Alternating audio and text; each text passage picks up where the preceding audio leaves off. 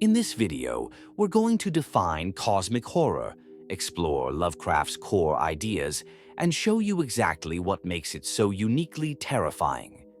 At the heart of Lovecraft's work is a single terrifying idea: human insignificance. We are not special. We're not the center of the universe. In the grand cosmic scheme, we're less than dust. The universe isn't malicious. The alien gods and entities are not evil in a way we can understand. They are simply indifferent. Their actions and existence operate on a scale so vast and alien that our lives, our triumphs, and our fears mean absolutely nothing to them.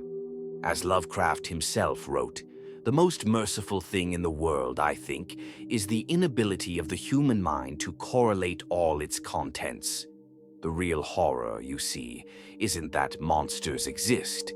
It's that our minds are built to protect us from the unbearable truth of that existence. Let's look at the difference. Traditional horror is about a physical threat. If you're being chased by a serial killer, your fear is concrete. You know what the threat is. You can run, you can hide, you might even fight back. The same goes for vampires or ghosts. There are rules. You can learn how to defeat them. The fear is tangible. But cosmic horror is different. The threat isn't to your body, it's to your sanity. Take a character from Lovecraft's world. They might discover that their family isn't human, but a hybrid race descended from horrifying sea creatures. The fear isn't of being killed, it's of the agonizing truth about their own identity. The fear is the realization that the world you thought you knew, the very fabric of reality, is a lie. And once you see that truth, you can't unsee it.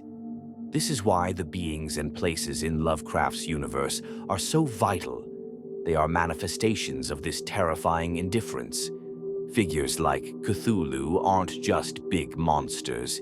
He's an ancient god who sleeps in a drowned city, dreaming dreams that can drive people insane from across the globe. He doesn't hate us. He is simply an incomprehensible force of nature. And then there's Azathoth, the blind idiot god at the center of the universe. He is the ultimate symbol of cosmic indifference. His existence is pure chaotic creation. He doesn't even know we exist. Even the places matter. The cursed towns of Arkham, Dunwich, and Innsmouth aren't just settings. They are physical representations of hidden, ancient evils that have corrupted the land and its people, a subtle rot that shows the fragility of our world. Let's look at some examples from his stories. In The Call of Cthulhu, the horror isn't Cthulhu's physical form. It's the slow, creeping realization through fragmented manuscripts and strange accounts that a dark, ancient entity lies dormant, waiting to return. The information itself is the true monster. In At the Mountains of Madness, explorers in Antarctica discover a frozen city built by a race of alien beings that existed long before humanity. The horror comes not from being attacked, but from the crushing truth that our entire civilization is but a footnote in the history of the cosmos.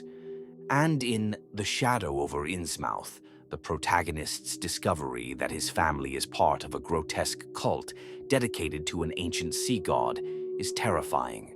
The final horror is the personal, inescapable realization that he himself is a part of this monstrous heritage. Then there's The Color Out of Space. This story perfectly illustrates the concept of cosmic indifference. An alien entity falls to Earth, and it's not malicious. It's simply a force of nature that operates outside of human understanding, corrupting and destroying the farm without a discernible motive. In The Dunwich Horror, we see the natural order break down. A rural family attempts to summon a monstrous entity from another dimension. The horror is born from the grotesque offspring that defy all laws of reality and the desperate, futile attempt to stop a force that shouldn't exist. Finally, in The Rats in the Walls, the true terror is a psychological one. The The protagonist's sanity unravels as he discovers a horrifying legacy of ancestral cannibalism, blurring the line between his own mind and the monstrous truths of his family's past.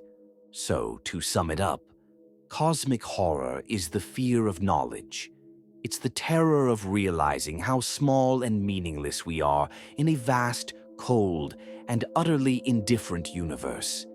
The real monster isn't coming to get you. It's the truth that's waiting to shatter your mind. This is a dread that stays with you long after the story is over, the inescapable feeling that behind the veil of our ordered reality, there is a chaotic and horrifying truth we are not meant to know. Our ambitions, our science, our very sense of self are built on a fragile illusion, and we are all just a single discovery away from total madness. If you want to dive deeper into this world of forgotten gods and ancient secrets, be sure to subscribe to this channel for more Lovecraftian content. And now I have a question for you. Which of Lovecraft's ideas do you find most terrifying?